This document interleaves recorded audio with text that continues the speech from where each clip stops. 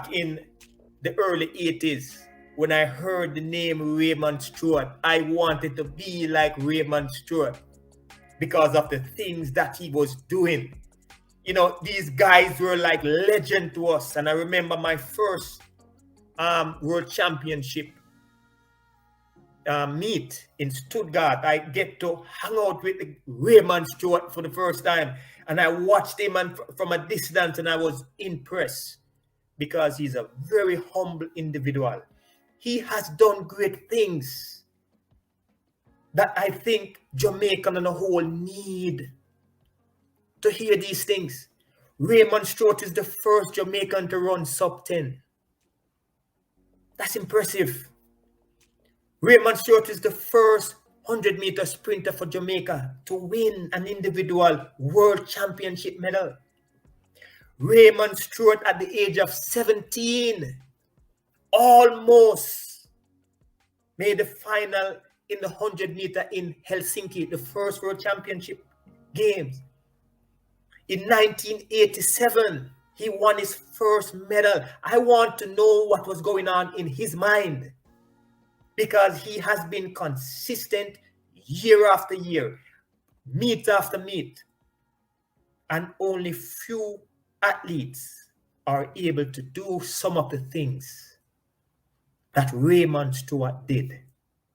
Raymond Stewart is the first Jamaican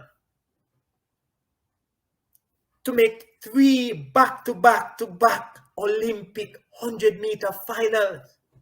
That is impressive. Raymond Stewart is the first 100-meter sprinter to actually win the trial almost 10 years in a row. It has never done before. So I personally want to know more about what made him a champion. How was he different? And I'm sure the world wants to know more about Raymond Stewart. So, hello, Raymond Stewart. How are you today? Hey, can't be any better than it is. Thanks for the introduction. Appreciate it. Hey, you deserve it, man. You have done such great things for our country. And, you know, for me, it's impressive because when I saw the things that you used to do when I was a boy, I was so impressed. I wanted to be like a Raymond Stewart. In fact, back in the days, I went down to Camperdown. I passed for Excelsior High School. But when I heard about the Sprint Factory, I went down to Camperdown and took all my trophies because I wanted to be a part of the Camperdown family. But for some reason, you know, I talked to your coach, Mr. Mills, and, you know, when I told him I was sitting at his office, asking, pleading to see if I could actually be a part of it. So welcome, Raymond. It's a pleasure to have you here. How is Justin doing these days, your son? Well, right now, to be honest, that boy's on a video game playing basketball.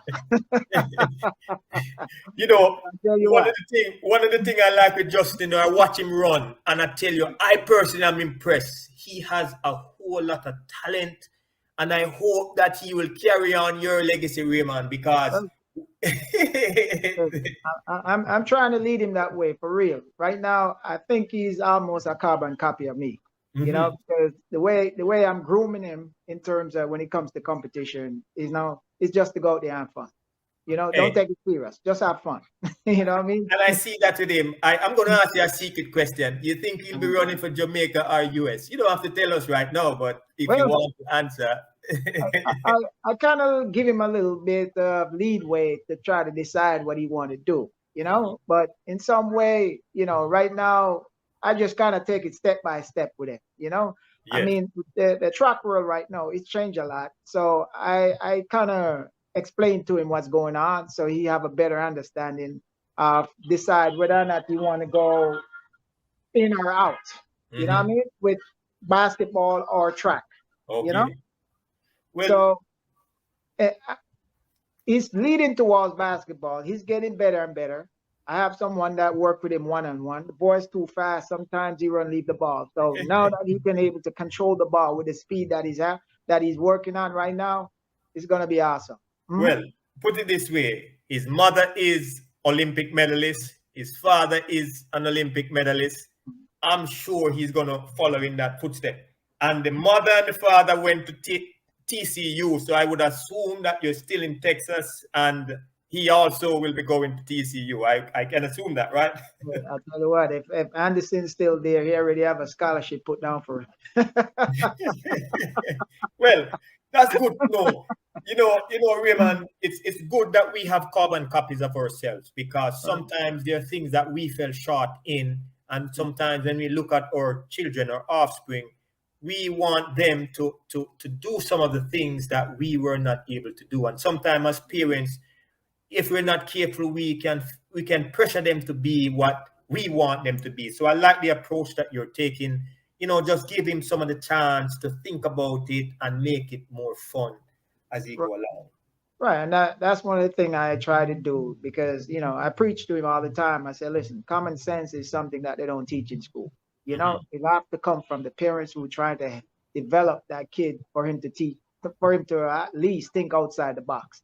So my job is to make sure that you don't follow a straight line, because if the line's straight and it broke, you don't know which direction to go. So at all time, everything that you do, you think outside the box. You know what I mean? Because track is an individual sport. Basketball is a team sport. So when you're out there on the team, if you have a bad day, somebody can cover for you. But track now, listen, you're as good as your last race. And you know how that works in the system. It's not like back in the days when we used to run, and if we have a bad day, we can go to the next meet, etc. Now it's like if you have a bad day, you're out.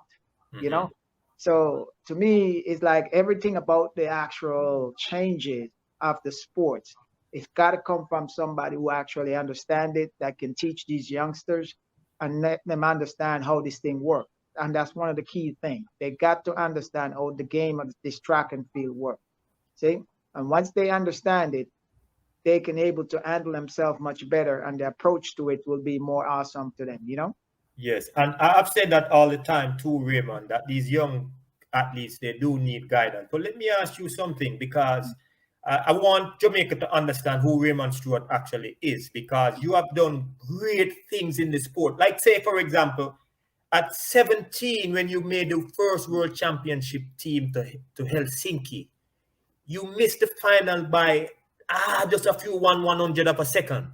What was the experience like to be a 17-year-old running up against those guys who had won medals after medals after medals? What was going through your mind?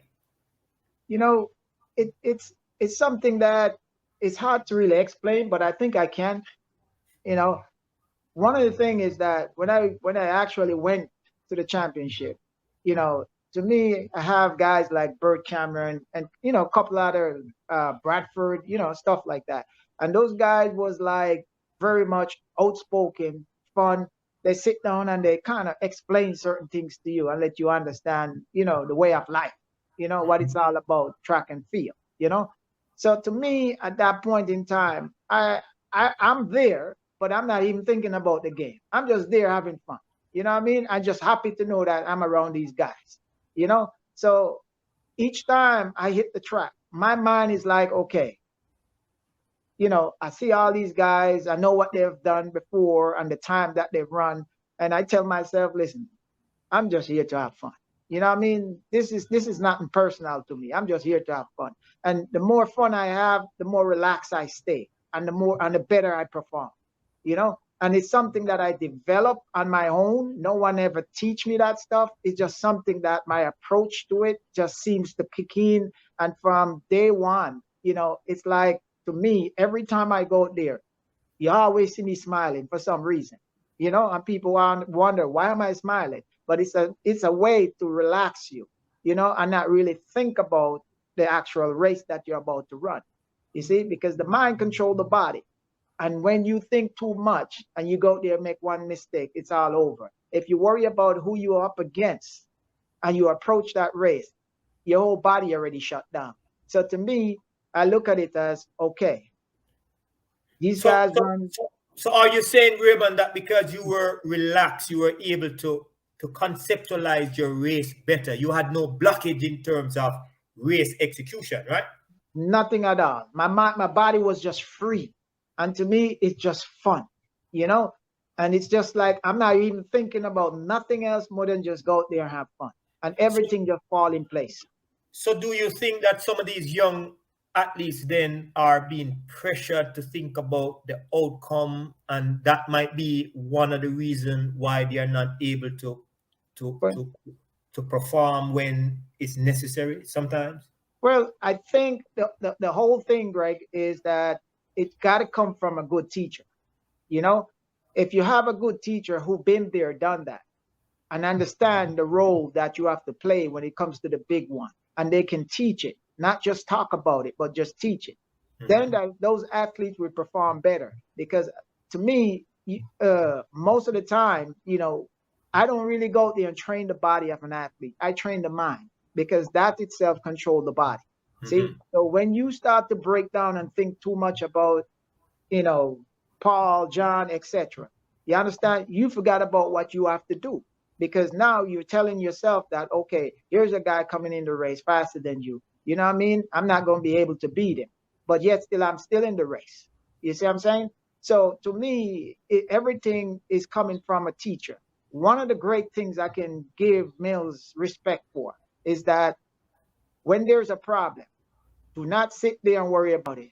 Get up, move towards it, take care of it, because it's not going to fix sitting there. You And that, know, you use the word Mr. Mills, and before Usain Bolt and Mr. Mills had that relationship, it was Raymond Stewart and Mr. Mills. I was impressed with that, because that was one of the reasons why everybody wanted to be a student of Mr. Mills, even myself, because when we saw what you did in high school, like say for example, you made your first Olympic final as a high schooler. Talk to us about that, Raymond. How was that possible? well, you know what, Greg? Mills and I have a good crew of athletes around me at that time. And facing my performance as a youngster, I was I was like fearless. I didn't give a damn, excuse my language, but whoever was in that race, the first thing I said, man, they gotta catch me. Once that gun go, they better catch me. See, so I kind of developed that attitude that I don't care who I'm up against. Once that gun go, you better catch me. And it didn't drive much fear into me, knowing that I have to compete against these guys who coming from college. You know, so it I don't know. But, It's just but something that I where did developed you over the get that years. mindset? Where did you get that mindset? Because it is the mind that helps you to look at things the right way. How did you develop that mindset over time? You know, sitting in that stadium at home, sometimes when you have to really and truly wonder where the next meal coming from, Mm. you got to go home and you said, okay, um, I did a nice workout. Everything went great. Now, the thing you got to worry about now is to prepare yourself for the next day. Every morning, I'm not going to lie, I went to school, got to school second period, never first period, because I was too tired to get up, you know? So being in that position every day, I think about it. I say, listen, there's something out there for me. What it is, I don't know. I just got to keep working, keep working, keep working. Whatever it takes to get there, I just got to keep working. And there was people that I talked to, because to me at that point in time, I wanted to learn, what I'm doing out there. What is track and field all about?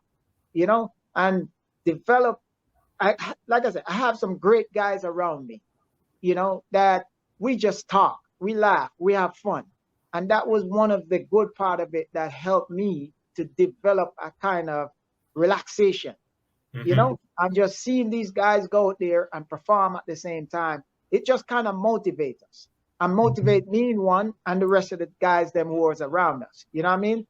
So I don't, to be real frank, that aggressiveness, it just happened to just grow with me for some reason, and I couldn't tell what button press on me for it to be in that way. You know what I mean? Mm-hmm.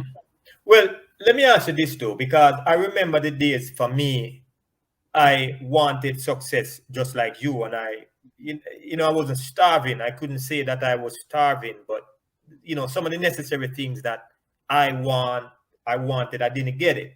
So in your case, you knew you had to put in the work, but when did you actually started to believe that you could be a great sprinter for Jamaica? When was that? Uh, I think in my class one at Boys Champs, class one. And I said to Shane Howell, I said, Shane, it's funny that, being together and the rest of the team, I mean, the rest of the guys them for such a long time. And we out here, running, having fun, etc. I said, one of these days, I think I'm gonna make it to the big one. Right? I didn't put a time period or anything like that on it. I just said to myself, and I said to him, I said, one of these days I'm gonna make it to the big one. And I didn't really have any big competition in mind to say, well, I'm going to this big one. I'm just going to start at this point to get to this point. No, I approach everything with a hope in mind, and there was, like I said, Mills play a very vital role in most of us coming out of Camperdown development. It was positive in a lot of ways, and it just depends on how you take that message that he's given you to really and truly turn it into positive. And then you have a few of these guys who come home, from college, and I usually sit with them guys and talk to them, and they kind of break it down to you and kind of give you an idea what the system is all about. And that way now you have an idea what you're getting yourself into. You see, but the whole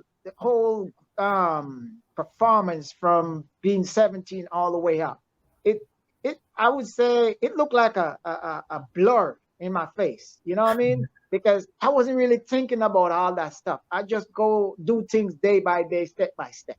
I wasn't One trying day to at a think time. too hard, too far ahead. You know what I mean? Mm-hmm. So that way now I don't put too much stress on myself and say, hey, I got to do this, I got to do that. One of the main thing though is at that point is to get a scholarship. Mm-hmm. No So you one wanted to get will. out of Jamaica. Exactly, because I figure based on what these guys are telling me, and the opportunity is there to grow, right? And at the same time, Mills want us to at least, leave Jamaica as well. You know what I mean? So it's not like he was there telling us, okay, you guys need to stay home, etc. You know? So that even kind of motivates us now to even go out there and work harder to achieve getting a scholarship. Mm-hmm. You see? Well, I know, Raymond, that in your experience, hard work was one of the keys to get you to achieve what you wanted to achieve. And I remember I was still young at the time, but sub 10 seconds was almost impossible. There's only few people would ever think about running beneath 10 seconds. And even today, we still find Jamaican athletes struggling to run under 10 seconds. In your case, you were able to be the first Jamaican to run sub 10 seconds. What was that experience like? And were you actually thinking about it, or did it just happen? No, I wasn't thinking about it. Every time I line up at that point in time, right, is to beat who I'm against. Not thinking about the time, because the time is going to tell you how fast you need to run to get there. You see? So my approach to everything is to beat the person who are in the race with me, because you cannot beat time. Time is something that it's going to be with you forever. No matter what you do, you can't beat it. You see, you got to beat the competitors who are next to you in order to get the time based on how fast you need to run to beat that person. So the time was not an asset to me. I just go out there and just try to be a competitor at all time. And whatever the clock say, it say based on what I achieved to beat those guys. And when I run that first 9 seconds, you know, I look at myself and I said, well, well, I think I can do much better than this. But I won with it at the time, you see?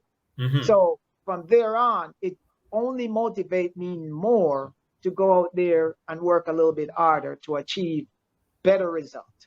So every time I approach a race, I never think about a time. I think about who I'm lining up with to race against. You see? And then the time will tell me how fast it take me to beat these guys. See, Well, so that way you stay relaxed, you stay focused. you see, you sound like you are intelligent. Well, you are intelligent. I've lots of conversation with you, and I know that in order for us to be the best version of ourselves, we need to think. And sometimes the athletes don't realize that their improvement it comes from you having the ability to think long term, to know the cause and effect. In your time, you had a support group. I assume that was one of the reasons you were successful too. Talk to us about the support Well, team that you had. there wasn't really a support group, you know. I was just mainly an individual, you know, out there just trying to do my thing, you know, because the only time Jamaica will actually look at you is when you come home, right, for the trials or you make a national team. But before then, you know, you out there doing your stuff, running, performing, right, until it's time for the Jamaica national trials.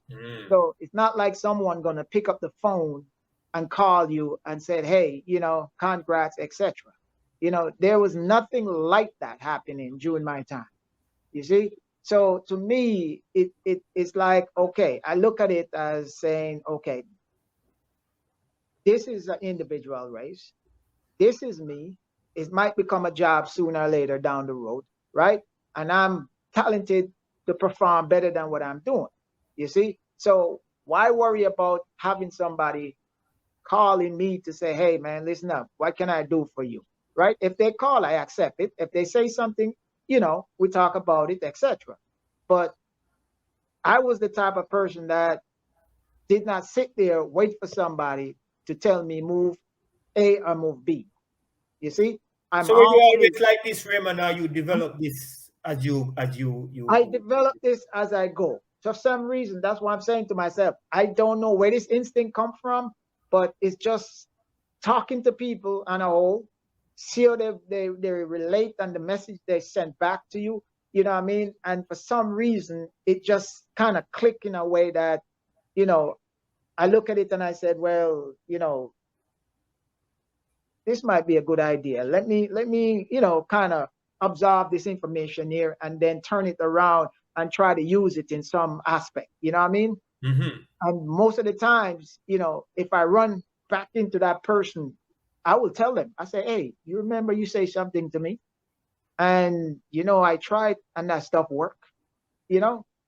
And for that person, he wouldn't even believe that I would try. You know what I mean? I got you. I got you. Yeah, he wouldn't I believe got it. You know what I mean? But just the coming back and say, hey, you know, whatever you were saying before, I tried that and it worked. It's like a surprise to them. You know what I mean? And I grow into that type of person who, if someone says something to me or correct me, you know what I mean? I'm not gonna look at the person and say, hey, listen up, you don't know what you're talking about. You see what I'm saying? I would take that information and I would put it and I said, okay, let me try what this person is saying. And if it doesn't work, even if I see him again, I say, you know what, I tried that information, you know, he gave me, but it didn't work for me, but thanks anyway, you know? And me just being that person helped me a lot to just be humble.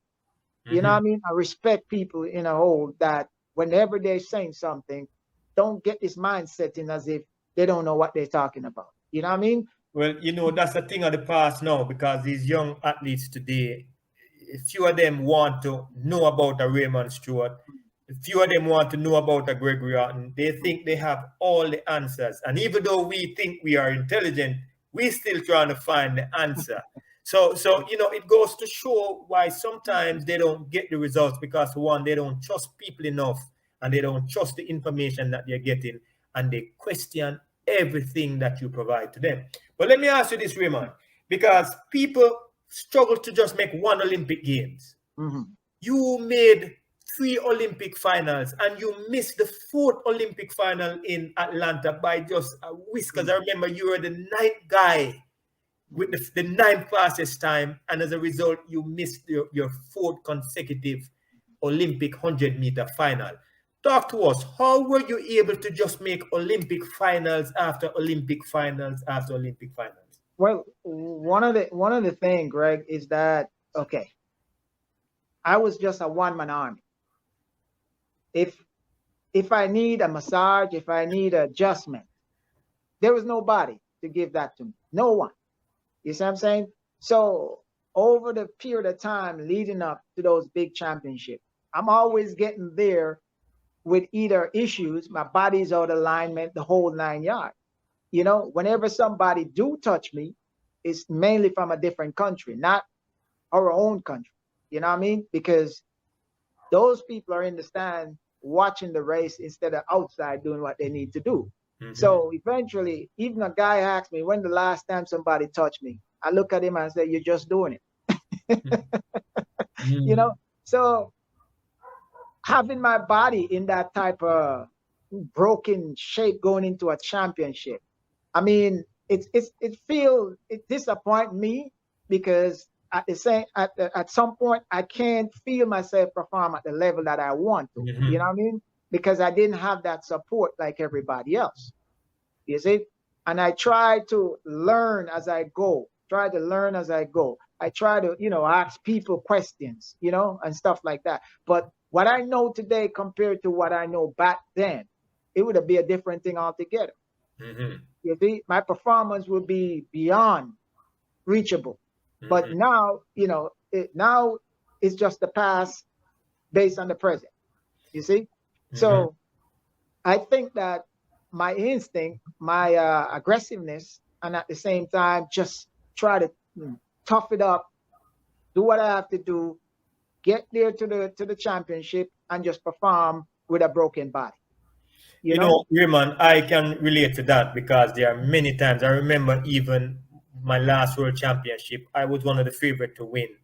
And I tell you, I had backaches and I couldn't get anybody to just adjust me. And I remember one of the doctors said to me he couldn't even touch me because if he did, the people who brought him there they were going to send him home. Mm-hmm. So I can relate. You know, today we find that a lot of the clubs, and that's one of the beauty of having clubs in Jamaica, where at least they have a team of people who they have their massage therapists and they have physio. You know, they're able to get some of those things that we wish we had. We just use ice all the time. But let me ask you this question that we see these young guys in Jamaica, they have access to a lot of the things you and I did not have access to. But yet still they struggle. And you who didn't have these things, you were in the sport for over 20 years. How do you feel about sprinting and where our guys are in Jamaica? And what advice would you give to some of the young ones who truly want to learn, but they just don't know where to start? All right. Here's my assessment on the whole thing. First thing first, it comes from the teacher. That's the reason why they have 2 former teachers, right? One, they say a teacher who can teach, and one that they just say, you're just a teacher. See? So the key factor right here, you got the mental part of it, you got the physical part of it, right? And you got the nutrition part of it, right? And then there's one thing that's missing, the mechanic part of it. See? So every time you beat that body up, you got to go inside the mechanic shop to get it straight. Just like your car. Every 3,000 miles, that car need an oil change.